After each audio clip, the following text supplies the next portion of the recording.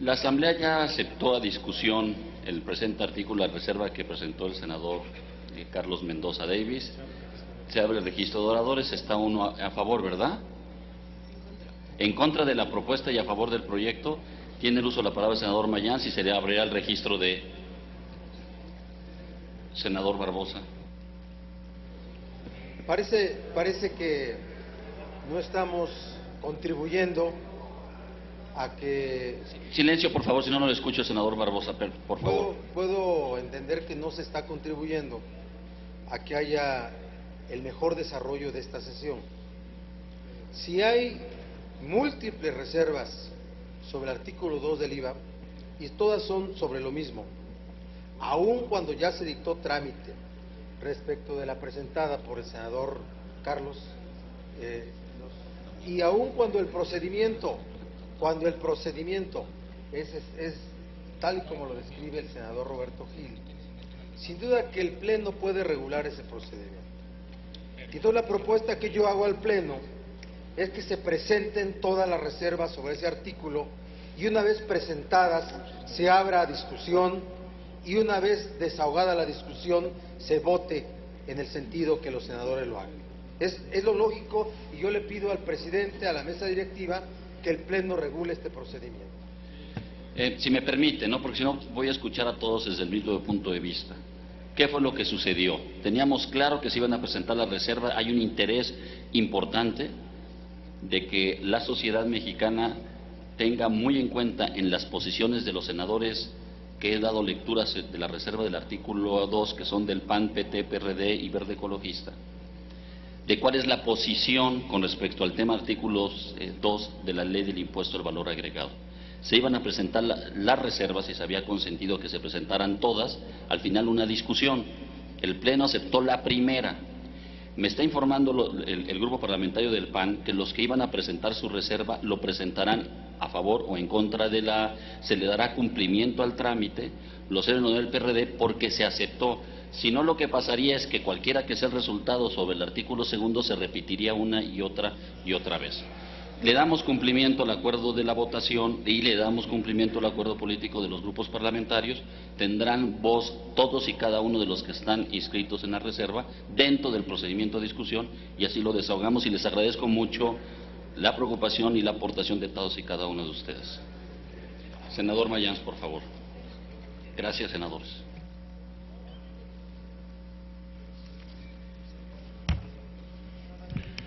Con su permiso, señor presidente, como integrante del grupo parlamentario del PRI, he solicitado el uso de la palabra para presentar mi posicionamiento en relación a la propuesta de homologación del IVA en todo el territorio nacional.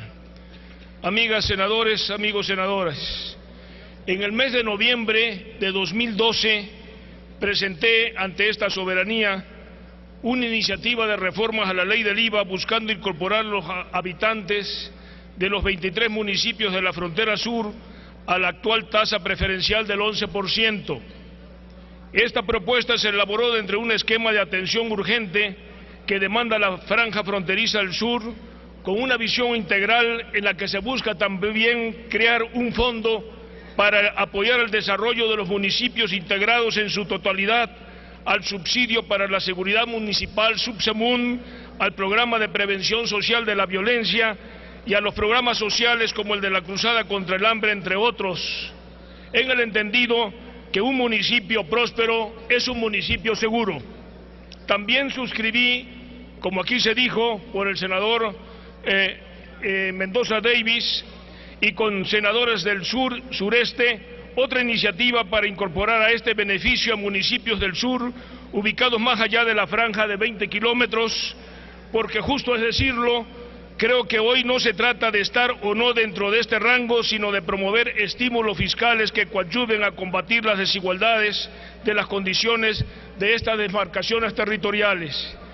Todo este esquema de atención que acompañó mis propuestas, algunas realizadas junto con otros compañeros senadores, las hice como un acto de justicia, con un sentido de equidad, para que los esquemas preferenciales se aplicaran tanto en la frontera norte como en la sur, y con el mayor número de municipios posibles en la frontera sur de nuestro país.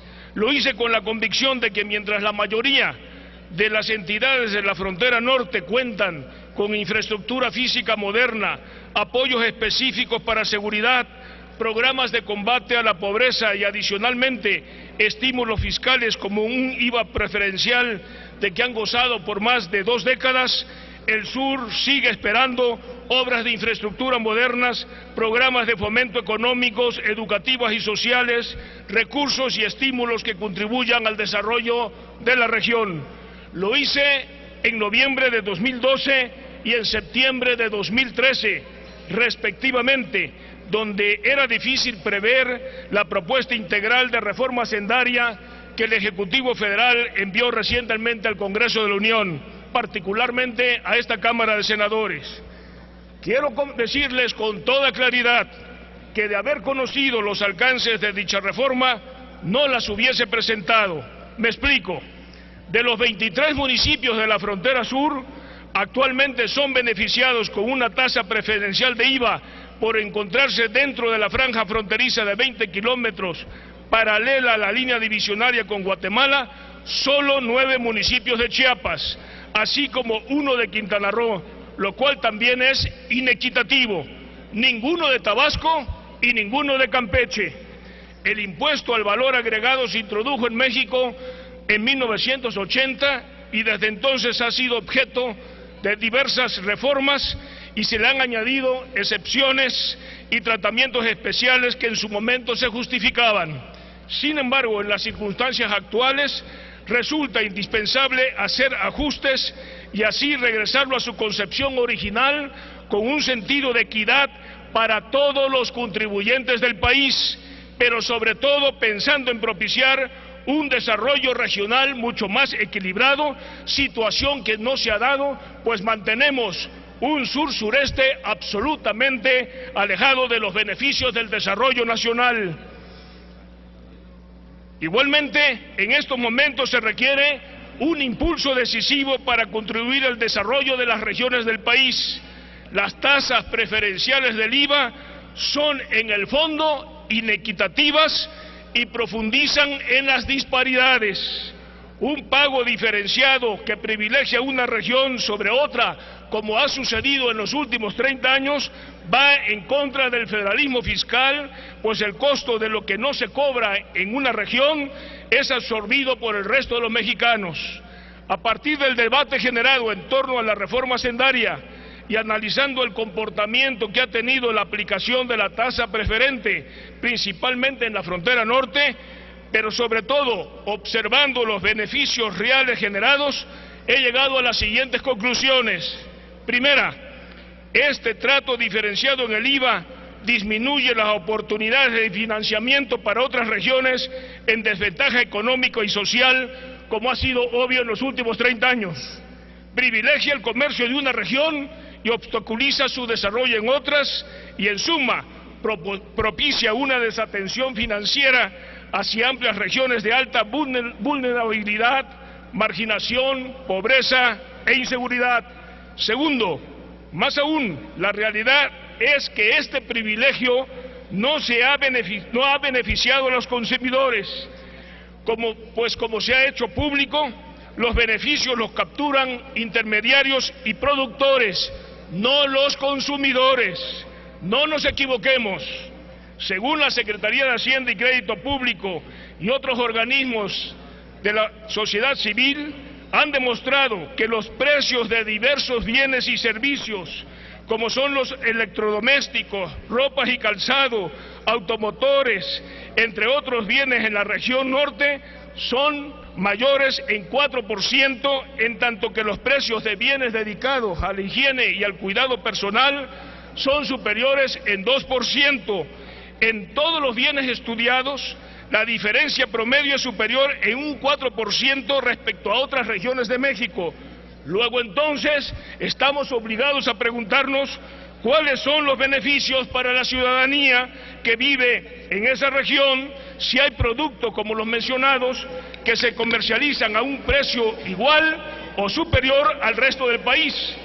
Hay que decirlo con toda claridad, los únicos que se han beneficiado no son los ciudadanos que viven en esa región o los que transitan por ello, son los que se han beneficiado del diferencial del 5%. Concluyo, voy a concluir pronto, señor presidente. Los únicos que se han beneficiado del diferencial del 5% que contempla la ley del IVA son los intermediarios y los grandes empresarios que suban a sus cuentas bancarias dicho diferencial.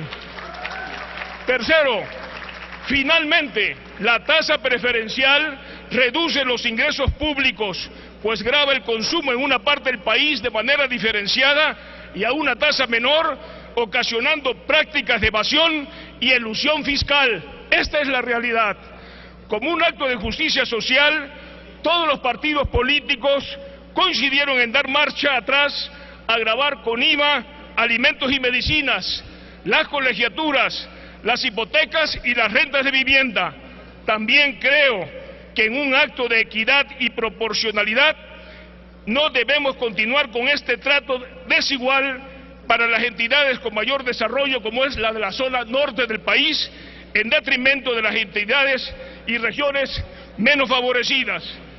Lo creo sobre todo cuando existen estados como los del sur, donde la pobreza, la marginación y las desigualdades son alarmantes.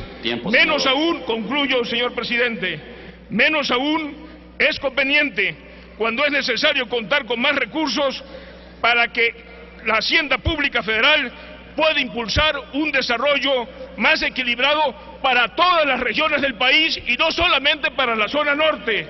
Los retrasos de una región son un lastre para las otras. Por lo anterior, votaré a favor de la homologación del IVA en todo el país, porque estoy a favor de una recaudación de manera proporcional y equitativa, como lo marca la Constitución,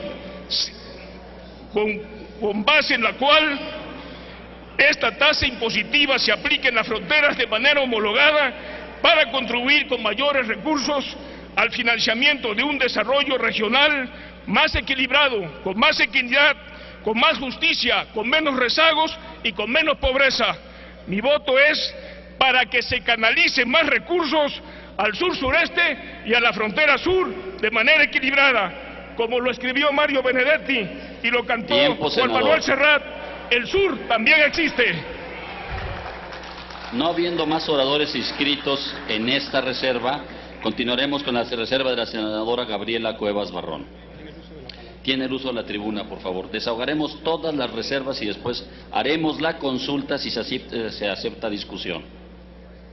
Vuelvo a repetir, se desahogarán todas y cada una de las reservas y después votaremos en forma económica si se acepta o no a discusión. Por favor, senadora. Gracias, presidente. Negar la realidad para justificar las malas decisiones nunca traerá buenos resultados. Subo a esta tribuna con una solicitud: que permanezca en la ley del impuesto al valor agregado el artículo 2. Y explico por qué. Primero, porque no es cierto que se trate nuestra frontera como un trato preferencial o de privilegios. La premisa de esta reforma es equivocada. No es un privilegio vivir como vecino del país más competitivo del mundo. La zona fronteriza no vive en las mismas condiciones que el resto de nuestro país.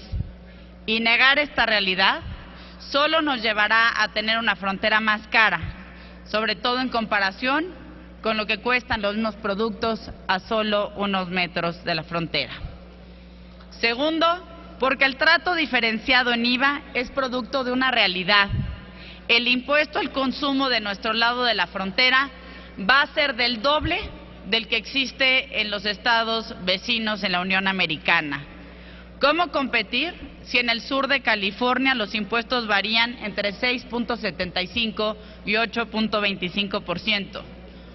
Otro ejemplo, el sur de Texas, al 8%. Y mientras, nuestra frontera, nuestro México, al 16%. Tercero, porque si bien es difícil pensar en competir con Estados Unidos, lo que sí esperaríamos del gobierno es competir al menos con menos desventajas.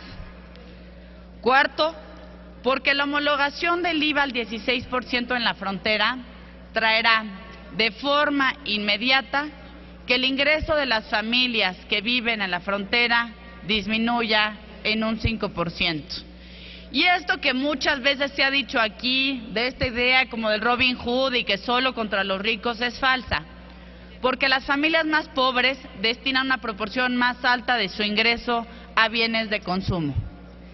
Pensar que este tipo de decisiones no van a afectar a las familias más pobres es completamente falso. Y hay también quienes dicen que se irán a comprar a Estados Unidos. Ojalá fuera tan fácil. Para que eso suceda y que las familias realmente puedan buscar mejores precios, se necesitaría primero que tuvieran visa y segundo que la distancia fuera corta y fuera accesible. Cosa que no sucede, por ejemplo, en casos como de Baja California Sur o de Quintana Roo, donde comprarán al 16% y comprarán más caro porque no hay de otra. Sí, soy originaria del Distrito Federal y estoy aquí hablando del IVA en la frontera, porque me da mucha pena que aquellos que fueron a pedir el voto a la gente en los estados fronterizos, hoy ya como senadores les estén dando la espalda. ¿Cuántos de ustedes prometieron en sus campañas ver por la gente? ¿Cuántos de ustedes estando en campaña dijeron que regresarían? ¿Cuántos dijeron que no iban a ver por la agenda de partido, sino por la agenda del pueblo? Y hoy, desde el Senado, le darán a esa misma gente la espalda. ¿Qué pasará este fin de semana que regresen a sus estados? ¿Qué pasará cuando quieran regresar y pedir el voto? ¿Qué pasará cuando quieran caminar por las calles y que la gente les recuerde que su vida es 5% más cara gracias a una incongruencia? Esta decisión de llevar el IVA en la frontera al 16% no es una decisión que tenga ya que ver con el gobierno, es una decisión que tiene que ver con la decisión de cada uno de nosotros, con la naturaleza de nuestra responsabilidad, con el tipo de representantes populares que cada uno desee ser. Este es un tema de integridad, es un tema de valor, es un tema de carácter. Yo hago votos porque aquí olvidemos los temas y las presiones que a veces influyen de los partidos y nos acordemos de todo aquello que en su momento, espero de corazón, se haya dicho en la campaña y no sea hoy uno de esos ejemplos con los que la gente recuerde a muchos que dicen algo en campaña y que con total incongruencia a la hora de votar se alinean al partido y le dan la espalda al pueblo. Gracias, senadora, y gracias por respetar el tiempo, se le aprecia. Tiene el uso de la tribuna la senadora Silvia García Galván para presentar su reserva. ¿Ya la presentó? Víctor Hermosillo Celada para presentar su reserva. No estamos presentando reservas. Del artículo 2 de la ley del IVA.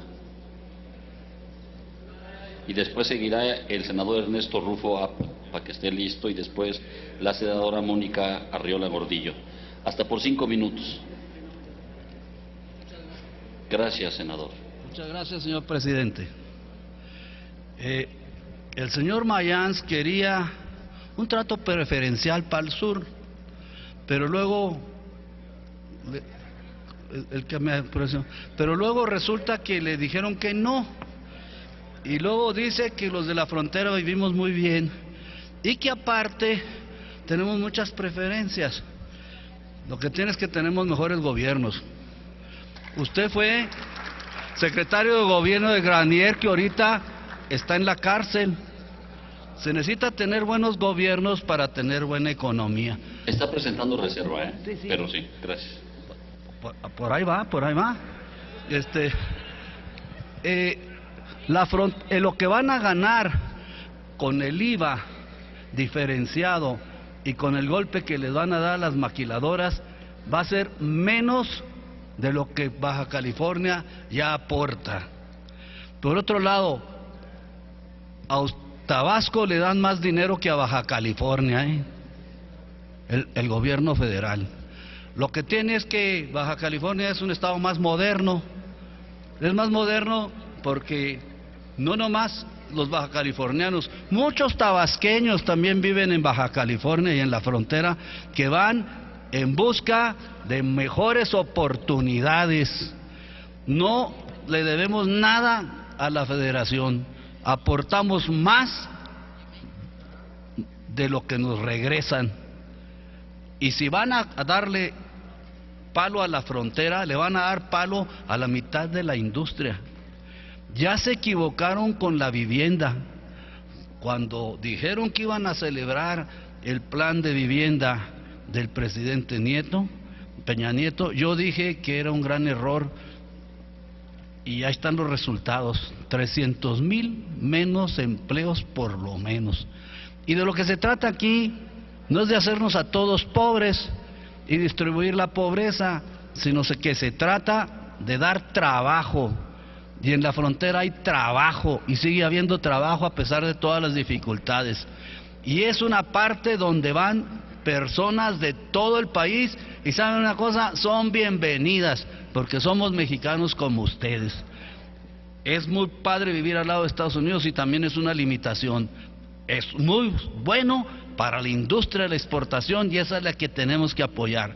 Para la competencia con productos nacionales es muy difícil, y ustedes lo saben. Entonces, ya, ¿para qué hablamos tanto? Está muy claro. ¿Quieren que la frontera siga progresando o no? ¿Quieren que sigamos nosotros con un proceso de modernización? Ya les dije, Cuba ya está haciendo un recinto para tener maquiladoras cerca de La Habana. Entonces, señores, no es de que nos den más o menos, poca lata damos los fronterizos al país. Muchas gracias. Gracias, senador Víctor Hermosillo y Celada. Para hablar en contra sobre el mismo artículo se le concede, para presentar su reserva se le concede el uso de la palabra al senador Ernesto Rufo Appel, del Grupo Parlamentario del Partido Acción Nacional. Hasta por 5 minutos para presentar su reserva. Gracias, presidente. Hemos expresado muchas formas de cómo el subir el IVA del 11 al 16 en la frontera afectará. Mas aquí cuento con los datos de un estudio formal de la economía a base de fórmulas macroeconómicas realizado por el Colegio de la Frontera, que está presente a lo largo, pues, de toda esta frontera norte. Ellos revisan el impacto en toda la proporción en sus distintos aspectos, y en sus cuentas arroja lo siguiente: la producción general del área, esto es, de toda la franja fronteriza y la región fronteriza, que es toda la península de la Baja California. Con el IVA al 11%, así como está ahora, producimos 459.981 millones de pesos. Pero como el IVA al 16, el valor de la producción va a bajar a 445.000, lo que quiere decir que habrá una reducción de la producción de 14.600 millones de pesos. El consumo, esto es, las ventas del comercio, hacen la subtracción entre el 16 y el 11, y resulta que el comercio va a vender 11.700 millones de pesos menos. El empleo va a disminuir en 44.140 personas. Los salarios habrán de bajar en 2.253 millones de pesos por la disminución de la producción y del comercio. Y paradójicamente, el valor agregado va a disminuir en 8.730 millones de pesos. Todo a cambio de una recaudación con 5% más de IVA de 9.347 millones. Lo que quiere decir que todo este debate es más un asunto que tiene que ver, como dije en otra intervención, con una política de otra naturaleza, pero no es la de la competitividad. Aquí probablemente se habla de crear más pobres. Dice la Secretaría de Hacienda que el IVA ya está prácticamente homologado en la región fronteriza y que la región fronteriza es la que menos IVA paga. Por información reciente que a través del IFAI obtuvo el Consejo Coordinador Empresarial de la franja fronteriza, resulta que el IVA per cápita de toda esta gran región, franja fronteriza y la península, es de 7.800 pesos. Esto es el cuarto lugar comparando contra todas las entidades, y eso es con una tasa del 11%. En el caso particular de la Baja California, el pago per cápita es de 4.025 pesos y somos el séptimo estado del país más pagador de IVA, con el 11%. Y traer entonces finalmente recordar la tesis jurisprudencial que ya mencionó mi compañero Corral. La Suprema Corte sostiene que la tasa del IVA al 11% es aplicable a quienes residen en la región fronteriza, se debe a que el consumo no se presenta en idénticas condiciones que en el resto del país, pues la cercanía de aquella con otra nación altera los patrones de consumo. De esta forma, el trato diferencial tiene el fin extrafiscal de no afectar la competitividad y de estimular el comercio nacional en la frontera.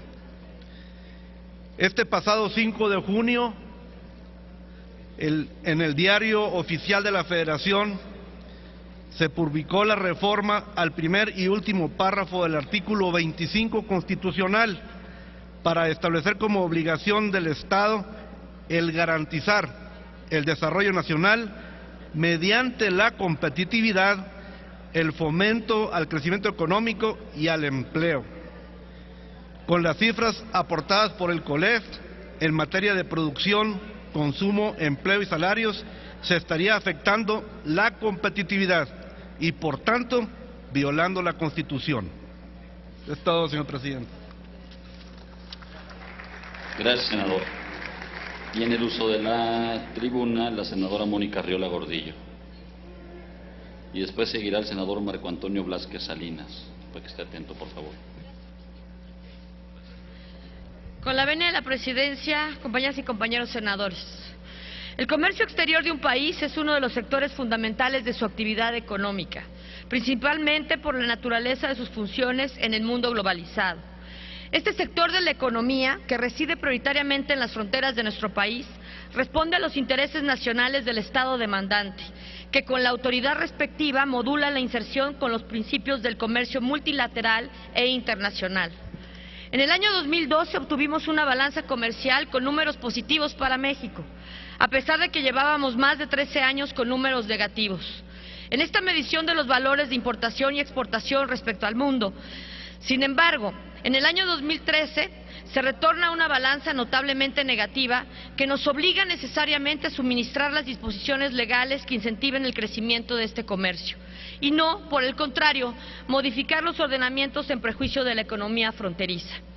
En esta época de desaceleración económica y con un limitado crecimiento, es cuestionable que se propongan medidas que inhibirán de manera notable uno de los sectores más importantes para nuestro crecimiento económico y social. Con estimaciones del crecimiento del 1.2% Es inadmisible que dentro de las reformas aprobadas por esta soberanía el día de ayer se cambie la regla fiscal deficitaria para poder contratar deuda, aún incluso en tiempos de desaceleración, en base a estimaciones endebles de crecimiento que dependen primordialmente de las exportaciones que realizamos por la mayoría de la economía estadounidense.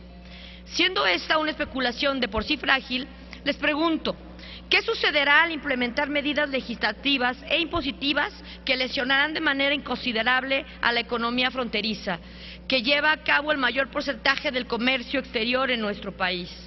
Al homologar el IVA del 11 al 16% en regiones fronterizas, se dará de manera inmediata un incremento porcentual del 45% a la carga fiscal de los consumidores. ¿Es esto una medida de justicia social?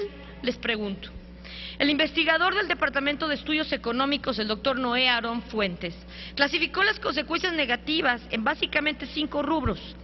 Se dará un aumento de la inflación, un efecto recesivo, una menor recaudación, una disminución de la competitividad y de la distribución de recursos. Uno de los rubros anteriormente mencionados pone al descubierto el despropósito que plantea el presente dictamen, ya que se estima una menor recaudación que afectará no solo a los ciudadanos de nuestras regiones, pero de manera genérica a la débil economía mexicana. Esta propuesta de reforma no puede considerarse en los términos de justicia social, pues las regiones fronterizas tienen condiciones de mercado particulares que requieren de tratamientos distintos a los previstos para el resto del territorio nacional y los cuales quieren eliminarse. Se corre el riesgo de provocar una masiva fuga de consumidores que destruirá la competitividad de México y su posicionamiento ante el mercado internacional. Se estima que las empresas trasladarán el impuesto completamente hacia los consumidores, lo que traerá como consecuencia un efecto recesivo por el aumento en precios que con menor capacidad adquisitiva generará menos actividad económica en las entidades federativas. Que los redactores de este dictamen no previeron el desplazamiento en el consumo de bienes y servicios de procedencia interna-externa, en donde se espera una caída del 3.5% aproximadamente de nuestra economía regional, según estudios de expertos en la materia. ¿Cómo podríamos avalar una reforma que perjudicará a los más pobres? Todos aquellos que dedican al consumo todo su salario y en su mayoría no tienen los documentos de no inmigrante que les permita contemplar la opción de consumir en el mercado interno o externo y por tanto deberán destinar el total de su ingreso al consumo con el aumento del IVA. Compañeras y compañeros senadores, no podemos permitir este impacto social profundo que podría ocasionar aproximadamente 30,000 desempleados. Los expertos ya se han manifestado de acuerdo a la proporción del ingreso. Los que más pagan son los más pobres. Votemos a favor de esta reserva y libremos una decisión que puede resonar negativamente a lo largo de nuestra historia, provocando la vulnerabilidad económica y aumentando la desigualdad entre la población. Escribamos nosotros al final un congruente clamor de la población que claramente se opone a esta modificación. Se lo dejo en sus manos, queridos compañeros y compañeras senadoras. Muchas gracias. Gracias, senador. Senador Marco.